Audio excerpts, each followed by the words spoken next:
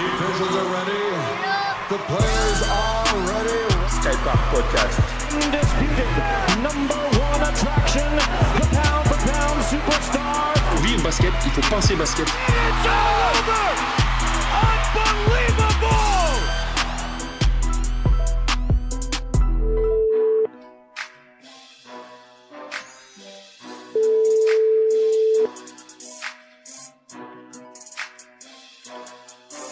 Allô. Monsieur le Président, Bonjour, Ablaï. comment tu vas? Ça va, j'ai patienté. Bon. Bon, c'est gentil. Je suis content de t'avoir en ligne. Je suis accompagné de Jordan Gonzalez. Bonjour Simon. Oui. Et Bonjour. je suis désolé, on a eu du retard, mais on a eu que des invités passionnants. Et je sais que tu vas être un invité de plus qui va nous passionner. Et donc, je pense que l'émission va durer jusqu'à demain matin. D'accord. Alors, Simon, donc on voulait t'avoir en ligne parce que on voulait savoir avec toi, enfin, on voulait discuter avec toi un petit peu de ta période à Senon en tant que président. Bon. Mais avant tout, je voulais savoir qu'est-ce qui t'a amené à la présidence de Senon. À la présence de ce nom, ce qui m'a amené, bon, c'est un peu une circonstance comme ça, que quand je suis arrivé à ce nom, mes enfants ils commençaient un peu à aller jouer. Je suis arrivé à ce nom vers les années 90. Hein. Bon, mais j'étais avec des amis politiques, donc je commençais à m'intéresser un peu au sport pour chercher pour Donald qui commençait à grandir. Et puis bon, mais il a commencé à faire jouer. Mais moi, j'ai joué le basket, j'ai joué avant en Afrique. Hein. D'accord. Donc j'ai joué jusqu'à l'époque c'était National 1, National 2, hein, dans les années 74, j'ai joué jusqu'à National 2. D'accord. À l'époque, je me suis engagé là au basket. Je suis allé dedans parce que à l'époque, l'équipe de Centrafrique, c'était une équipe qui était très très forte. On a gagné la Coupe d'Afrique de Nations en 1914 et tout le monde en est rentré dans le bain. C'est comme ça que je suis allé jusqu'à ce que je parte à la fac pour après arrêter. Mais bon, je suis venu en France, j'ai joué dans les clubs intercommunautés sur les campus. D'accord, avec la fac. Oui. Ok. Et quand tu dis que c'est un concours de circonstances que tu sois arrivé à la présidence de Senon, qu'est-ce que tu entends par là? Alors, c'est que moi, quand mes enfants commençaient à jouer, moi, j'ai commencé à jouer. Donald qui a commencé un peu à aller voir. Donc moi, je j'aime pas beaucoup mes enfants sortent trop loin. Donc j'étais allé voir et puis après, bon, comme il était bon, ils ont voulu qu'il joue. Donc moi, il a commencé à jouer. Et Donald, puis, Donald, pour ceux qui nous écoutent, c'est ton aîné. C'est ton fils aîné. C'est mon deuxième enfant. Hein. C'est parce que l'aîné c'est la fille. Ah oui, l'aîné c'est la fille, d'accord. Ouais. Donc et c'est comme ça que bon, mais je commençais à aller voir et puis voir ces matchs et puis je me suis rendu très vite que il n'y avait pas de coach, c'était désorganisé pour aller jouer, c'était compliqué. Bon, moi j'étais un peu loin, donc je viens parler à mes amis à la mairie que c'est quoi, il y a un peu de basket, il y a les gamins qui sont bons, mais il y a personne. Bon, je venais de soutenir l'élection, Alain David venait d'être élu, donc j'y voyais beaucoup. Hein. Alain David c'est notre maire, donc c'est un copain. Mm-hmm. Donc je leur parlais de ça. J'ai dit, ben écoute Simon, on a des problèmes. Il y a des présidents qu'on voit pas, le club voit pas. Il faut aller que tu ailles renforcer ça. Donc ils t'ont poussé un petit peu à aller te présenter pour intégrer le bureau. Ils m'ont poussé, mais il y avait pas de bureau. Hein. Il y avait Nordine Abouchi.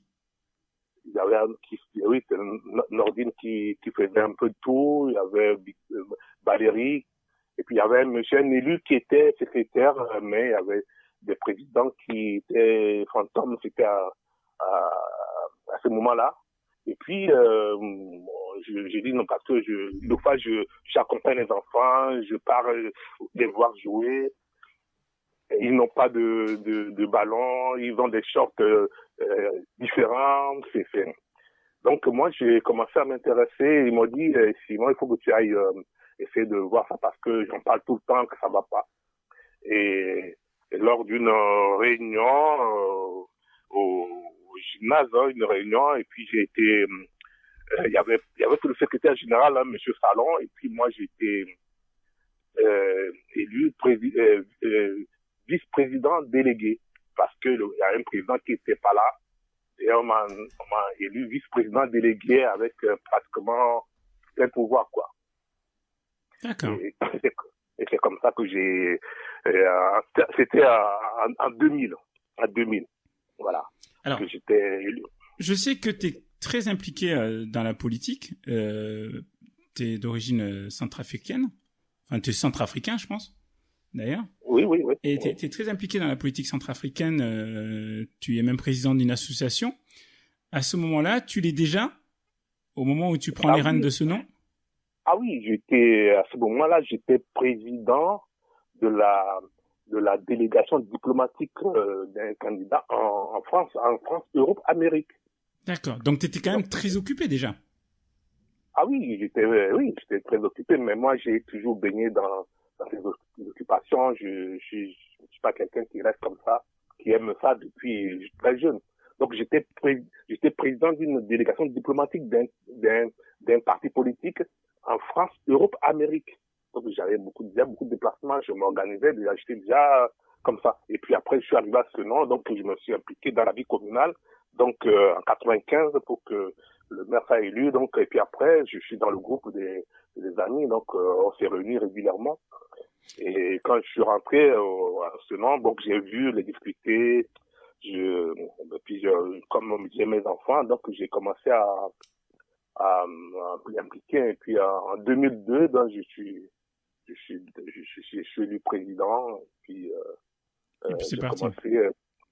Et j'ai vu le chantier. J'ai vu que c'était un grand chantier. Puis j'avais des objectifs. En 2000, j'étais vice-président délégué en 2000. En 2002, j'ai fait comprendre qu'il y a vraiment beaucoup de choses avec les difficultés des relations avec le comité, la ligue.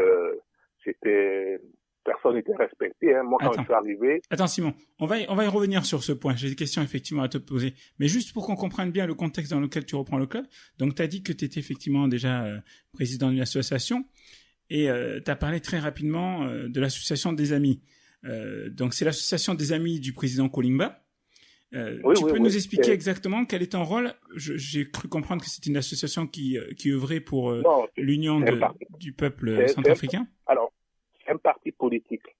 C'est un parti politique. Donc, le président Kolimba, c'était le président de la République centrafricaine de 81 à 93.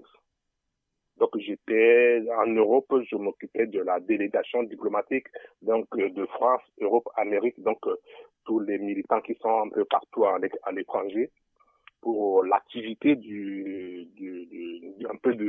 lobbying pour le parti, quoi. D'accord. Ok. Voilà.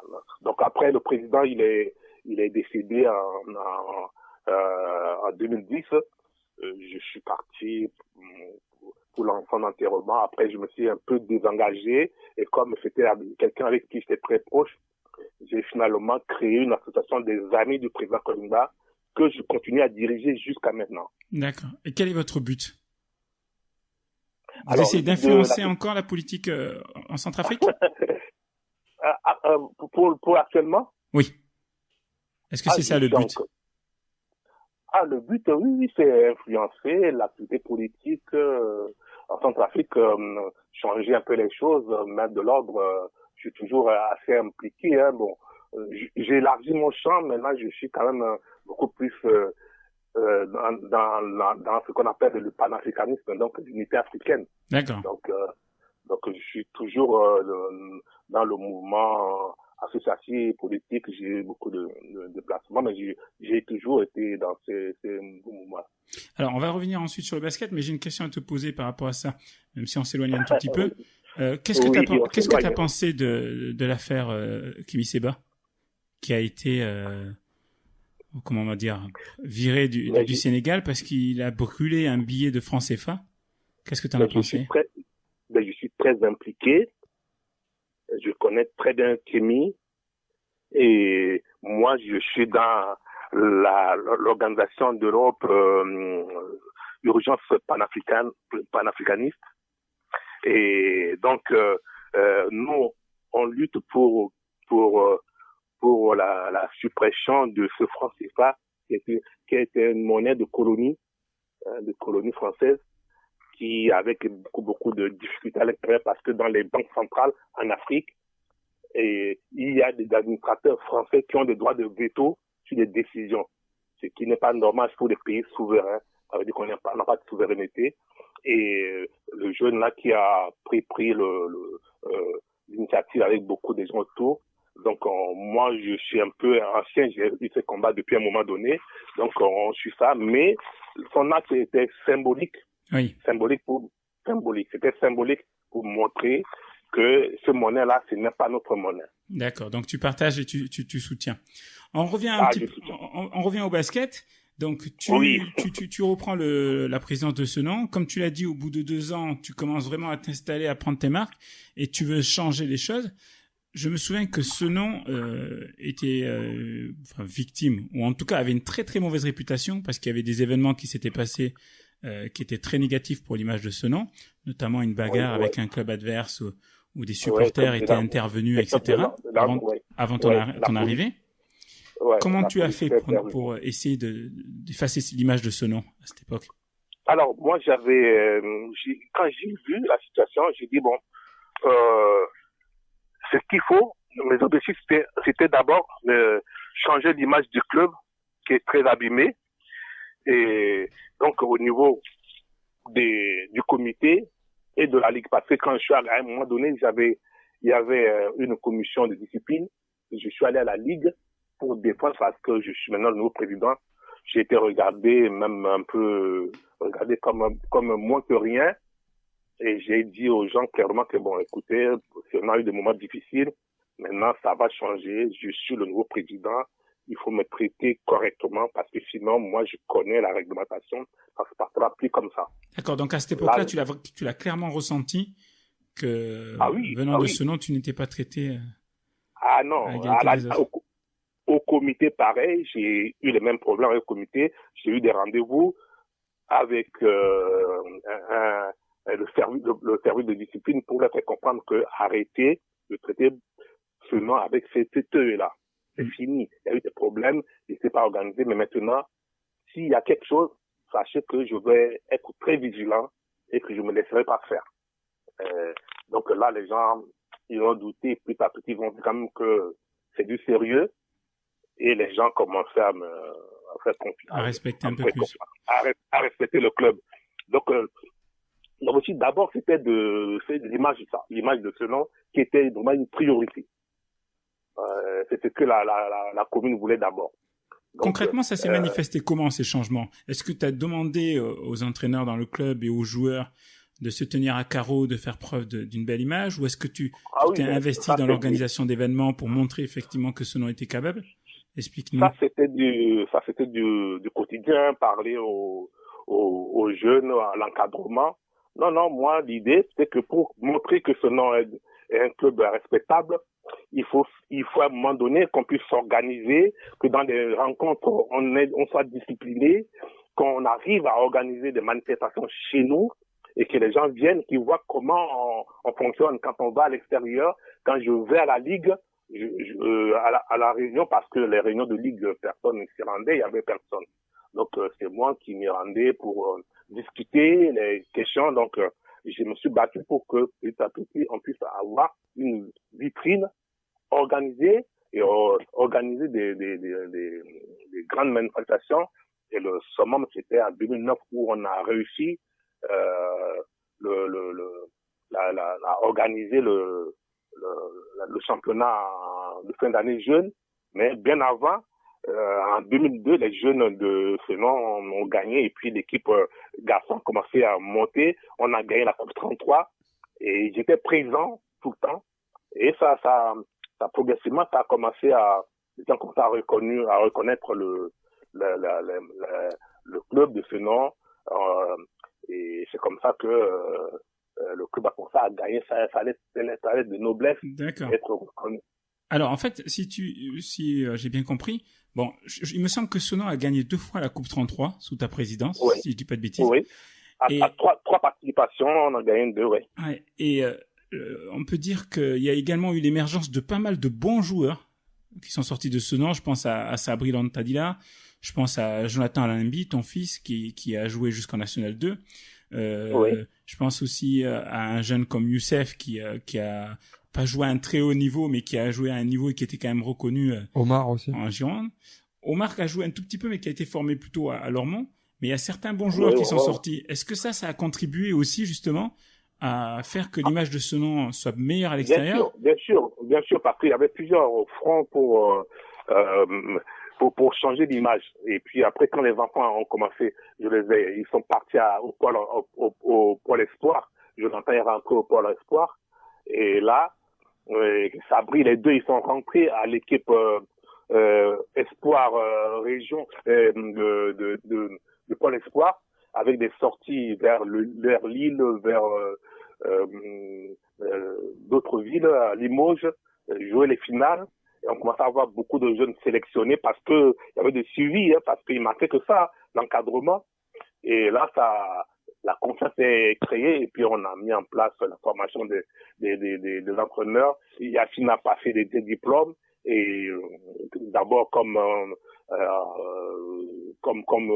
formateur, il a commencé à faire un diplôme d'entraîneur et puis après il a eu le goût de c'est vrai il intéressait beaucoup les jeunes à l'arbitrage et c'est comme ça qu'on a eu un groupe d'arbitres. Et quand les garçons, Jonathan et Sabri, ont explosé, ça a fait une grosse victime.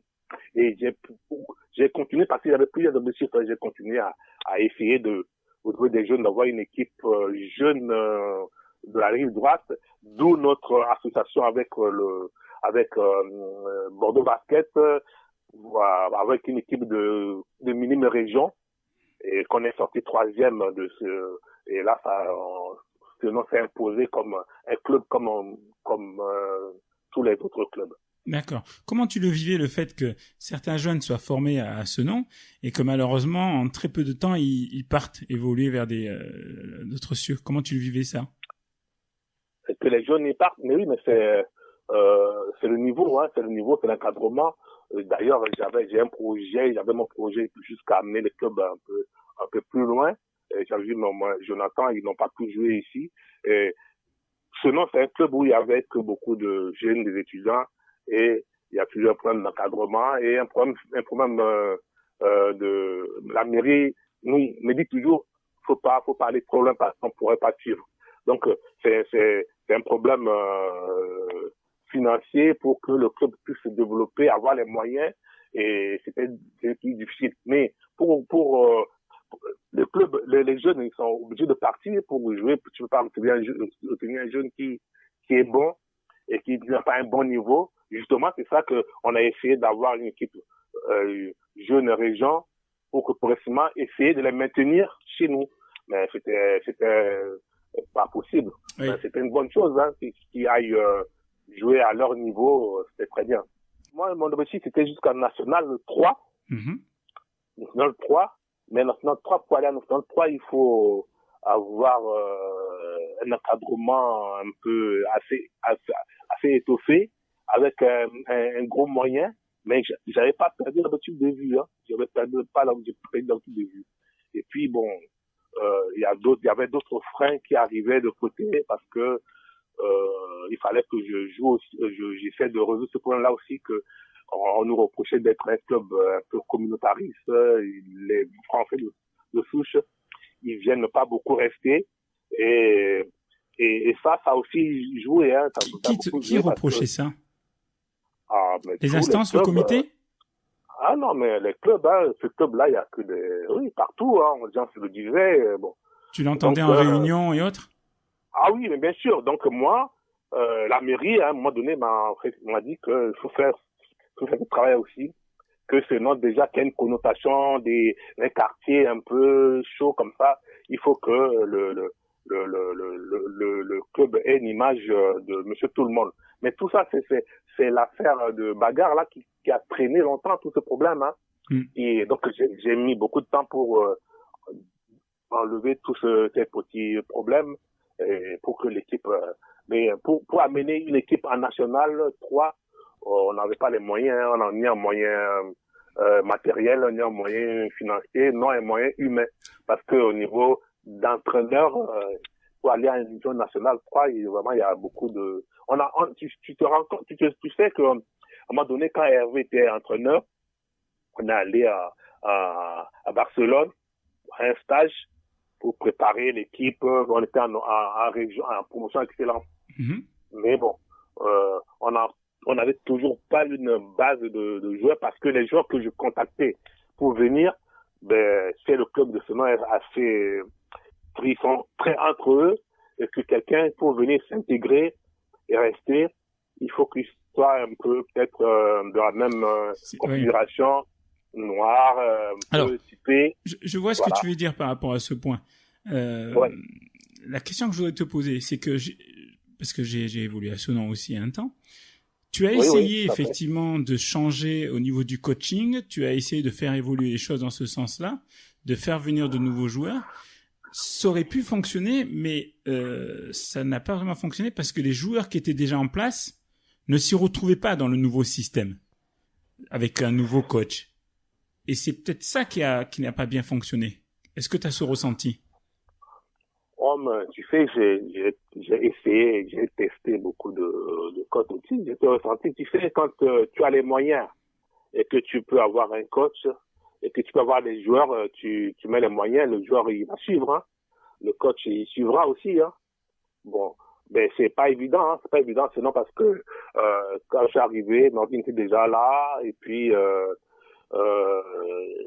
les jeunes, hein, ils sont très impliqués et changer d'équipe, changer de cadre était très très difficile, très difficile de modifier la configuration. Et d'ailleurs, j'avais toujours cet objectif, hein, d'ailleurs, tu verras que la finalité de Maître Titre, c'était quand même ça, hein. Donc c'est ce que j'en parlais tout à l'heure si tu veux. Mais j'étais assez mal à l'aise de ne pas pouvoir amener l'équipe à un niveau parce qu'on avait c'est tout ça, c'est l'organisation et l'encadrement. Une des difficultés. Pardon, Simon, vas-y, poursuis, excuse-moi. Il y en a que l'encadrement est difficile d'avoir parce que quand Donald, mon fils, il est rentré dans l'équipe pour un peu nous aider, l'effectif monte, mais il n'y a pas d'encadrement fidélisé pour pouvoir continuer à aller là où on veut. Donc c'est toujours un problème d'équipe dirigeante, hein, qu'il faut pour que les clubs puissent aller. Il faut une stabilité au niveau de l'équipe dirigeante avec des affectations comme il faut pour que l'équipe puisse avoir un projet pour aller plus loin. Donc à un moment donné, moi c'était quand même plus important de résoudre ce problème de l'image et puis après commencer à faire venir d'autres clubs dans la commune par l'animation, par l'activité, par les organisations pour voir que sinon c'est pas l'image que vous voulez donner.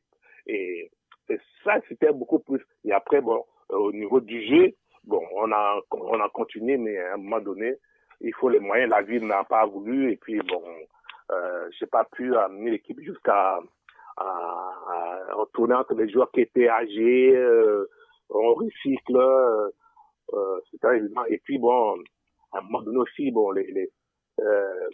les coachs, les gens étaient habitués avec le même coach. Il faut tu parvenais pas à faire changer ce discours.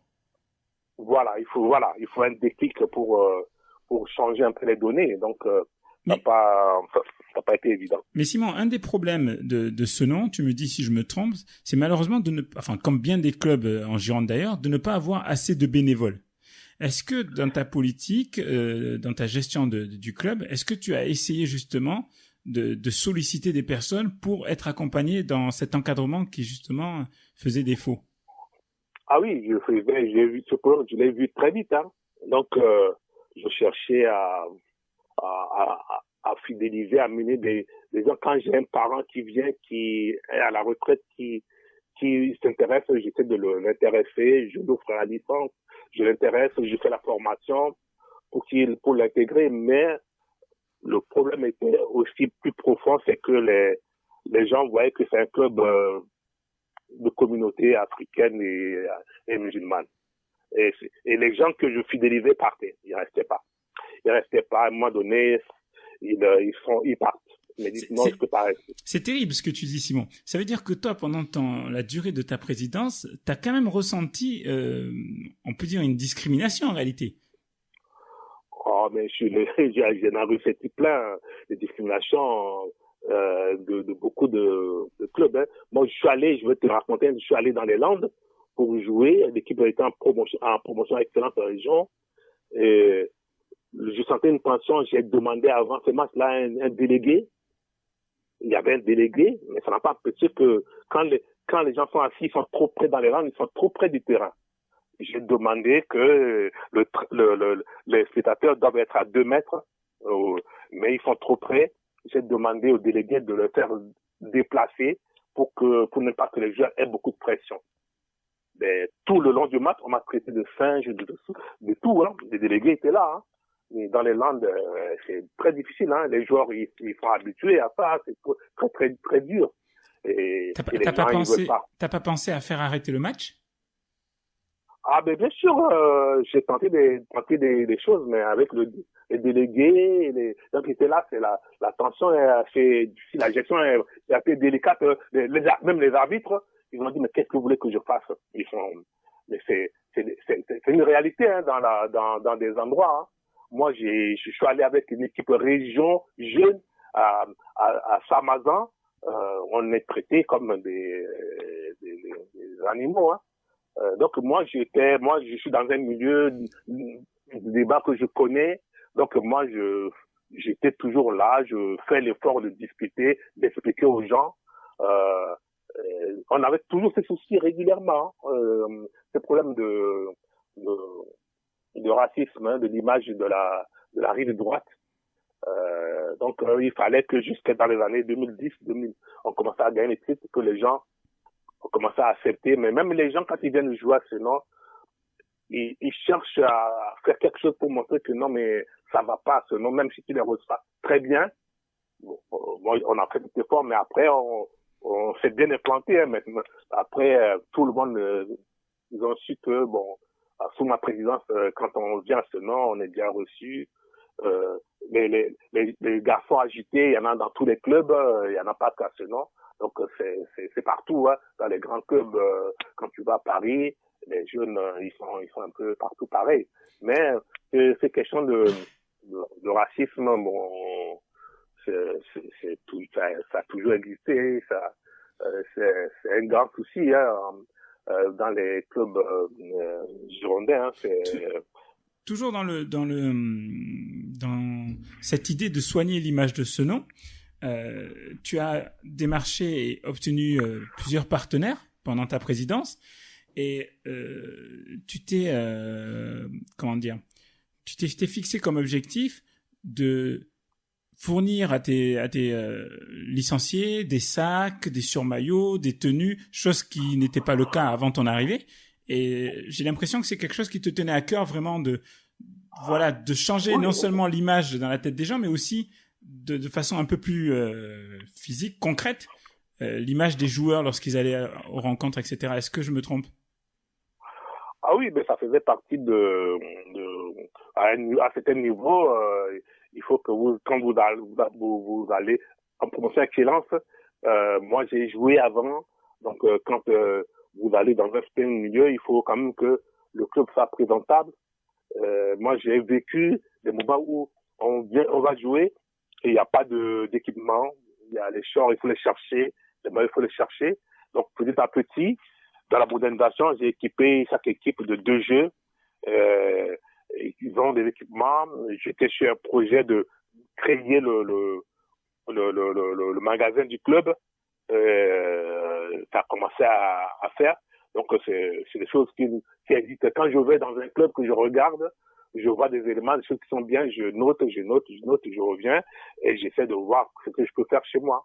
Et c'est tout le monde très fort. J'allais beaucoup dans les assemblées de la Ligue, donc il y a des échanges, oui. Il y a des réunions au comité, donc c'est comme ça. Moi, j'allais jusqu'à Paris. Tu sais, il y a eu un moment où carrément le comité a sanctionné mon entraîneur. Il n'a rien fait le match chez nous. On a suspendu et dis-toi que je leur ai fait comprendre que non, mais je ne laisserai pas faire. Et il y a eu des recours ici. Moi, j'ai fait un recours à Paris, à la fédération. Je suis allé à la fédération. J'ai gagné là-bas. C'est comme ça que il y a une ancienne présidente là, la femme là, une grande qui m'a connu.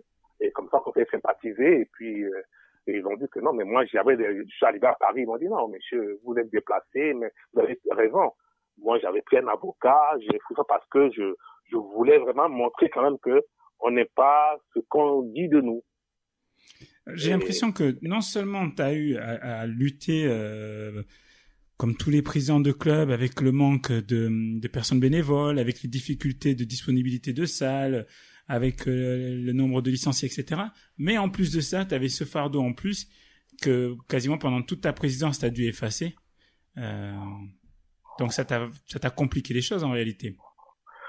Non, mais après après 2010, 2012, 2013, les choses sont arrangées, hein, parce que là, j'ai réussi à signer des conventions avec le comité pour que la sélection, les entraîneurs utilisent le gymnase quand ils sont en regroupement. J'ai fait des trucs pour que le climat s'améliore. T'as organisé des finales aussi? T'as organisé des finales d'ailleurs qui se sont très bien passées avec beaucoup d'ambiance? Ah oui, en 2009, on a le premier final parce que on a organisé ça a eu un écho très bien, et puis on a organisé une deuxième finale en 2015. C'était très bien dans la presse, partout. Non, mais pour moi, l'image a été rétablie. Elle a été reconnue puisque il y a des présidents qui sont venus me contacter pour que on puisse faire des ententes, pour organiser ensemble. Donc à Artigues, à Bassins, et puis même l'autre club, un autre club qui arrive droite. Bouliac, et il y a un autre club là qui est vers presque là-bas, dans ce coin-là. Je sais pas comment la Brède. Non, pas la Brède. Il y a un autre là, qui est un autre club là-bas qui est un petit club qui est là-bas. J'ai tenté parce que moi j'avais quand même à un moment donné dit que il faut qu'on arrive à avoir un grand club sur la rive droite. Parce que vous savez, le club US sur la rive droite, c'était l'ancien maire qui voulait dans son objectif créer un grand club sur la rive droite. Mais bon, il n'a pas arrivé, et puis c'est comme ça que chacun, donc le nom est l'Union sportive selon rive droite. Donc ça devait prendre plus la rive droite. Voilà, l'ampleur. Mais bon, ça n'a pas pris.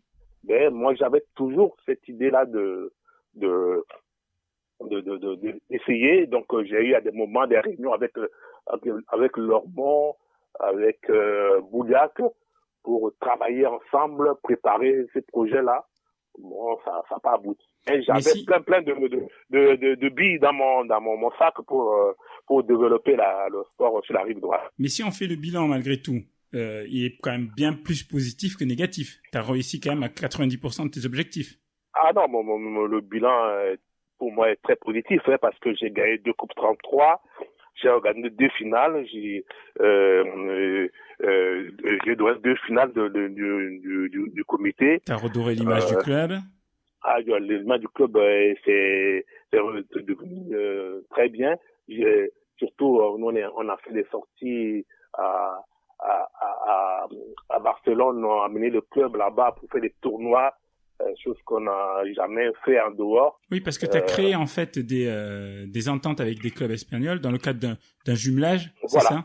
Bah oui, de toute façon, j'avais un projet en 2005, avant que je quitte la présidence, j'avais un projet qui était presque au bout de créer une manifestation un peu comme à Malgrad, à Barcelone.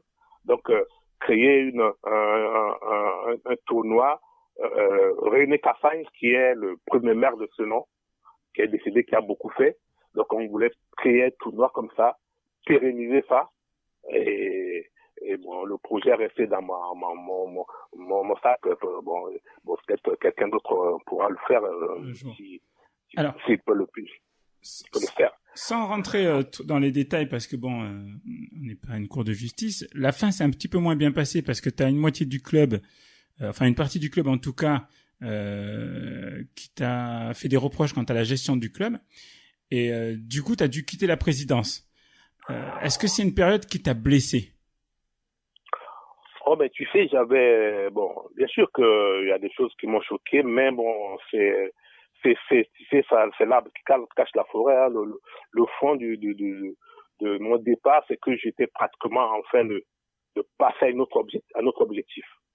Notre objectif du club, que j'avais déjà annoncé à la ville, que en tout cas le club ne peut pas rester comme ça. Donc je voulais lancer ce projet là de mettre en place l'organisation du tournoi de René Cassagne, et j'ai demandé à la mairie que je vais faire un partenariat privé, parce que j'avais déjà des contacts avec Leclerc pour refaire le rond, mettre son logo. Il faut des financements. Il faut des financements et des projets pour remanier l'équipe, l'entraîneur, tout. Il y avait tout ça que j'ai mis sur la table de la mairie. Et après la finale, l'organisation 2015, j'ai eu plein de bons articles dans la presse. Et bon, c'est plutôt au niveau de mes amis politiques de la mairie qui ont dit que non, on ne pourra pas suivre, et que bon, je commençais à avoir quand même des problèmes avec la direction de la mairie, donc le service de sport, c'est-à-dire que l'office municipal de sport. Parce que j'ai finalement bien compris au moment où, quand j'ai présenté le projet, que bon, comme je suis aussi impliqué politiquement, bon, c'est entre nous, un jour comme ça, l'adjoint au sport m'a convoqué avec tout mon bureau pour me faire comprendre qu'il n'est pas encore mort. Je peux pas prendre sa place, je veux sa place. Donc c'est tout ça qui est vraiment l'ampleur, donc qui a fait que les contestations sur l'orientation, la modernisation de ce que je voulais faire a pris l'ampleur, hein. Et puis bon, mais tu sais, l'adjoint il m'a convoqué dans son bureau, il m'a dit: Simon, écoute, faut que tu te laisses la place. Ah bon? Tu me laisses la place? Mais j'ai ce projet là. Non, il faut donner sa place à quelqu'un d'autre. J'ai dit: mais je ne sais pas ça comme ça. Donc la tension comme ça, parce que moi j'étais membre du comité directeur, je fais partie de la commission de sport, donc je connaissais tout le fonctionnement, mais je voulais à un moment donné quand même qu'on passe à autre chose, parce que tu disais tout à l'heure que on n'arrive pas à mener nos jeunes plus loin, je peux pas franchir le cap. Je voulais franchir le cap et puis après partir, parce que je voulais quand même passer de l'autre côté, passer à notre étape supérieure. D'accord. Donc toi, t'es pas aigri par la fin. Toi, tu préparais déjà un nouveau projet, moi, donc t'es pas aigri par la fin. Oui. Ah non, bon, j'avais un projet déjà, mais ça faisait trop peur. Et puis l'encadrement ne peut pas suivre. Je voulais modifier. Tu sais, les gens, quand tu veux moderniser les choses, les gens ont peur de la modernisation, hein. C'est donc je voulais changer beaucoup de choses pour que le club prenne une autre dimension. Et puis du moment que j'ai commencé à avoir des conflits avec avec l'adjoint au sport, ça c'est compliqué, mais moi je garde de très bons souvenirs de ce moment-là, et puis du moment que bon, je continue toujours un peu dans le sport, hein, je continue. Alors, qu'est-ce que tu deviens maintenant? Est-ce que tu peux nous dire si tu as des projets en cours? Est-ce que Simon, président d'un club de nouveau, c'est possible? Non, ce n'est plus possible. Moi, je suis déjà sur un autre projet parce que j'ai commencé quand j'ai quitté la Ligue centrafricaine de basket, la Ligue de Bangui, parce qu'il y a la fédération et la Ligue nationale, avec parce qu'il y a un nouveau président qui était joueur en France, qui est rentré, qui a pris le club, qui a joué peut-être un moment et puis sur moi avant de partir. Et c'est un cadre, donc il a un club là-bas et il dirige la ligue il m'a demandé de faire des regroupements ici pour voir si on peut avoir des jeunes espoirs. C'est dans ce cadre-là, Simon, que l'équipe Masekas Bamaras a été créée? Voilà, Masekas Bamaras, justement, c'est dans ce cadre-là que Masekas Bamaras est un vivier, un réservoir pour que je puisse regarder tous les jeunes qui sont en France, faire des regroupements à Paris avec les promoteurs là-bas. J'explique rapidement pour ceux qui vont nous écouter ce que c'est. En fait, c'est une équipe qui est constituée de joueurs centrafricains, de jeunes joueurs centrafricains, et des tournois sont organisés avec d'autres équipes africaines, c'est ça? Non, les équipes, pas les équipes africaines, hein, les équipes, ils se frottent avec les équipes qui sont à Paris. D'accord, ok. C'est des clubs alors. Parce qu'il y a un club il y a une association qui gère beaucoup de clubs, donc on s'est réunis pour préparer ça. Bon, ce projet, je l'ai avancé un peu, et puis j'ai vu que comme les Africains ils sont pas assez organisés, moi je suis allé réfléchir à un autre projet qui va continuer. Peut-être que tu seras un partenaire dans ce projet-là. Ok. Que je suis en train de faire. C'est un projet qui concerne le soin des joueurs blessés en Centrafrique. Ok. Bon, malheureusement, voilà. Simon, on est pris par le temps, donc je vais pas te demander de détailler. Mais si effectivement on peut aider d'une façon ou d'une autre, n'hésite pas. Et puis si tu veux revenir une fois que c'est un peu plus calé, nous parler de ce projet, ça sera avec plaisir. Mais j'aimerais bien parler de ce projet parce que c'est un projet, le problème de blessés, de kinés en Afrique, c'est un gros problème. Donc juste en un mot, c'est une association qui collecte tout le matériel de soins, de kinés, et puis met à disposition des joueurs là-bas gratuitement qui prêtent pour s'entraîner. Mais le projet est plus vaste que ça. Et je ferai des galas ici, donc sûrement que je ferai appel à toi pour ces galas-là. Ok, ben tu me tiens au courant et puis dès que c'est plus calé, on pourra peut-être en faire part aux éditeurs, oui. En te réinvitant de nouveau. Ok, merci beaucoup. Ben, merci énormément à toi, Simon, d'avoir pris le temps de nous écouter et puis de répondre à nos questions. Et merci. Moi, je tenais quand même à te féliciter parce que j'ai écouté le premier podcast. C'est un travail qui est très bien, c'est une bonne initiative. Mon fils, je sais pas comment il a entendu, il m'a appelé, Donald. Il m'a dit que mais c'est un truc qui est pas mal. Donc moi j'encourage sur la rive droite ou particulièrement à Bordeaux un radio comme ça qui permet de parler que du sport en général, et plus particulièrement le basket. C'est vraiment, je t'encourage, je te félicite. Merci Simon. En tout cas, ce que je voulais te dire, pour t'avoir connu, pour t'avoir côtoyé à Senon, quoi que les gens puissent en dire, j'ai clairement vu l'évolution du club de Senon avant ta présidence et à la fin de ta présidence. Il y a eu un changement considérable. L'image de Senon a évolué et quoi qu'on en dise, je pense que tu as fait ton boulot. Et je pense que malheureusement la sortie était pas belle et que tu aurais mérité probablement une meilleure sortie. Et une dernière chose, tu devrais pas dire jamais parce qu'on sait jamais. Donc Simon de retour à Senon, en réalité on sait pas. Non, j'ai été déjà sollicité et j'ai pas voulu. Bon. C'est encore frais, mais on sait jamais. Ok Simon? J'ai été sollicité, mais à Senon pour autre chose, mais pas, non, pour le club, non, je pense pas. Bon, on verra bien. Bon, je te remercie beaucoup, Simon. Je te souhaite une bonne fin de journée. Et puis, je te dis, continuation, oui, c'est à très bientôt. Bien, ouais. Merci bien. À bientôt. À plus tard. Merci. Bye bye. Bye.